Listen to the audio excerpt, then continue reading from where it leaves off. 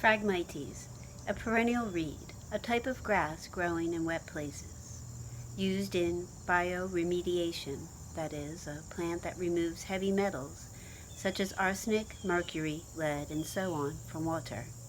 This useful plant represents useful knowledge, or divine truth in the lowest degree.